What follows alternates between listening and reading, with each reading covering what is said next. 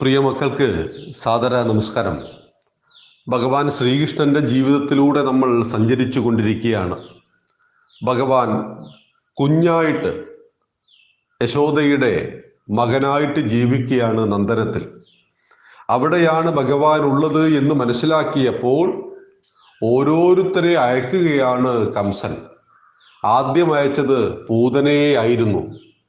പൂതന തൻ്റെ മുലഞ്ഞെട്ടിൽ നന്നായി വിഷമൊക്കെ ചേർത്ത് വിഷം തേച്ചു പിടിപ്പിച്ച് മാരകമായ ആ വിഷം ഉണ്ണിക്കണ്ണന് കുടിക്കാൻ കൊടുത്തു. പക്ഷേ ഭഗവാൻ എന്ത് ചെയ്തു? മുല കൊടുത്തു കൊല്ലാൻ വന്നവളെ മുല കുടിച്ചു കൊന്നു കളഞ്ഞു. അതോടുകൂടി പൂതനക്ക് മോക്ഷം കിട്ടി. രണ്ടാമത് മറ്റൊരു അസുരനെ അയച്ചു. അതായിരുന്നു ശകടാസുരൻ.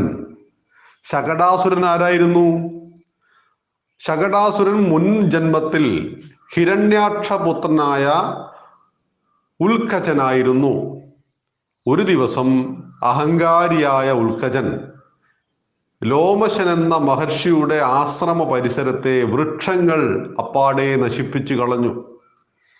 വൃക്ഷങ്ങളെ നശിപ്പിക്കുന്നത് ഗുരുതരമായ തെറ്റാണ്, മക്കൾ മനസ്സിലാക്കണം. കാരണം നമുക്ക് ശുദ്ധമായ വായുവിനെ നൽകുന്നത് ഈ പച്ചപ്പാണ്. അതുകൊണ്ട് തന്നെ ആരും പച്ചപ്പ് നശിപ്പിക്കുന്നതിനെ നമ്മൾ അംഗീകരിക്കാൻ പാടില്ല. നമ്മുടെ തൊഴിലുറപ്പ് പദ്ധതിയുടെ ഭാഗമായിട്ട് റോഡ് സൈഡിലെ പച്ചപ്പിനെ നശിപ്പിക്കുന്നത് വ്യാപകമായിട്ട് നമ്മൾ കാണുന്നു. ഇത് കേന്ദ്ര സർക്കാർ നിരോധിച്ചതാണ്. എന്തുകൊണ്ട്? പുല്ല് ചെത്തിക്കളയുമ്പോൾ ഒരുപാട് ദോഷങ്ങൾ നമുക്കുണ്ട്. ഒന്ന്, മണ്ണൊലിപ്പ് കൂടുന്നു. രണ്ട്, വേനൽക്കാലത്ത് പൊടിപടലങ്ങളിൽ നിന്നും നമ്മളെ സംരക്ഷിക്കുന്നു. എല്ലാത്തിലുപരി പ്രാണവായുവിന് നമ്മൾ ഉള്ളിലേക്ക് വലിക്കുന്നത് ശുദ്ധമായ ഓക്സിജൻ, നമ്മൾ പുറത്തേക്ക് വിടുന്നത് കാർബൺ ഡൈ ഓക്സൈഡാണ്.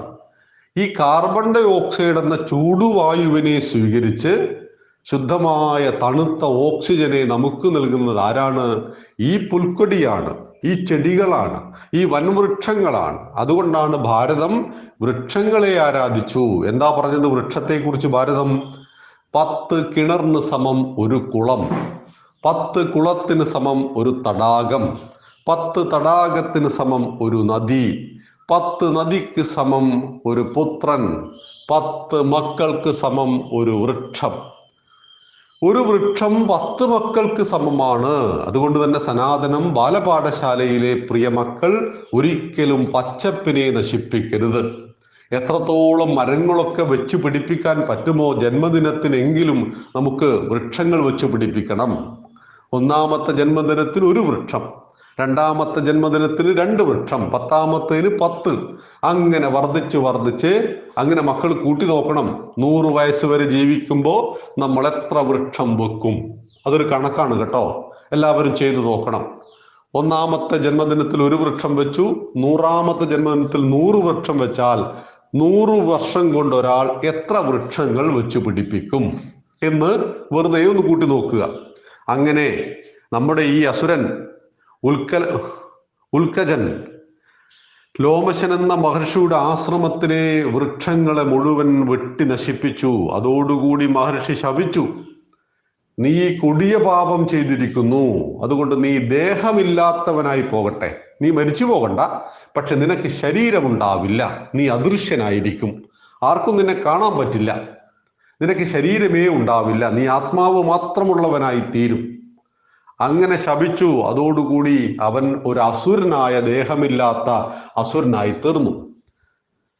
ഈ അസുരനെ കുറിച്ച് നമ്മുടെ കംസൻ അറിയാം. അതുകൊണ്ട് തന്നെ നമ്മുടെ കണ്ണനെ കൊല്ലുവാൻ എളുപ്പമാണ്, ആരും കാണില്ലല്ലോ.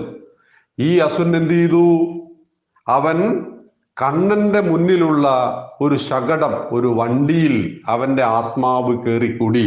അതോടുകൂടി വണ്ടിക്കു ജീവൻ വന്നു. എന്താ സംഭവിച്ചത്? ജന്മനക്ഷത്ര നാളിൽ യശോദ കണ്ണനെ കുളിപ്പിച്ചൊരു സ്ഥലത്ത് കിടത്തിയിട്ട് ക്ഷണിച്ചെത്തിയ അതിഥികളെ സൽക്കരിക്കുവാൻ പുറപ്പെട്ടു. അകത്ത് കുഞ്ഞിനെ കിടത്തിയിട്ട് പോയതാ. കുട്ടിയെ നോക്കുവാൻ മറ്റ് ഗോപന്മാരെ ഏൽപ്പിക്കുകയും ചെയ്തിരുന്നു.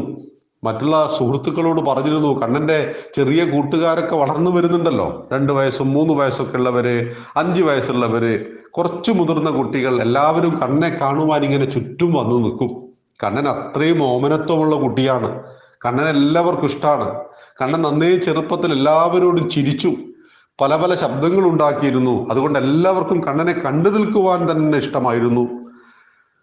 അങ്ങനെ എല്ലാവരും ഇങ്ങനെ നോക്കി നിൽക്കേ പെട്ടെന്ന് ഒരു ചടപട ശബ്ദവും കുട്ടിയുടെ കരച്ചിലും കേട്ട് അടുത്തെത്തിയ ബാലന്മാർ കണ്ടത് കുട്ടിയെ കിടത്തിയതിനടുത്തുണ്ടായിരുന്ന ഒരു വണ്ടി ചക്രവും അതിൻ്റെ മറ്റെല്ലാം പൊട്ടിച്ചിതറിക്കിടക്കുകയായിരുന്നു.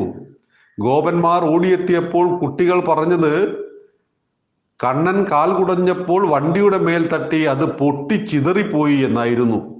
എന്നാൽ ഗോപന്മാരുടെ മൊഴി അത്ര തന്നെ വിശ്വസിച്ചില്ല യശോദ. പുത്രനെ എടുത്ത് മുല കൊടുക്കുവാൻ രക്ഷാമന്ത്രങ്ങൾ ചൊല്ലിയ അമ്മ. കംസന്റെ ഭൃത്യനായ ശകടാസുരൻ നമ്മുടെ കണ്ണനെ കൊല്ലുവാൻ വേണ്ടി പരിശ്രമിച്ചതായിരുന്നു. പക്ഷെ കണ്ണന്റെ ഒരൊറ്റ ചവിട്ട് കൊണ്ട് ശകടാസുരന്റെ ആത്മാവ് കയറിക്കൂടിയ ആ വണ്ടി ഒരുപാട് കഷ്ണങ്ങളായി ചിതറിത്തെറിച്ചു പോയി. അന്ന് ഇവനെ മഹർഷി ശപിച്ചപ്പോ ശാപത്തിന്റെ മോക്ഷം എങ്ങനെ കിട്ടുമെന്നും പറഞ്ഞിരുന്നു. എപ്പോഴാണ് ഭഗവാന്റെ പാദസ്പർശം ഉണ്ടാകുന്നത്? മഹാവിഷ്ണു ഭൂമിയിൽ ശ്രീകൃഷ്ണനായിട്ട് അവതരിക്കും. ആ ഭഗവാന്റെ പാദസ്പർശം നിന്റെ ശരീരത്തിൽ ഉണ്ടാകുമ്പോൾ നിനക്ക് നിന്റെ വണ്ടി ശകടം അത് ആ രൂപത്തിൽ പാദസ്പർശമുണ്ടായാൽ നിനക്ക് മോക്ഷം കിട്ടുമെന്ന് പറഞ്ഞപ്പോൾ ഈ അസുരനും മോക്ഷം ലഭിച്ചു.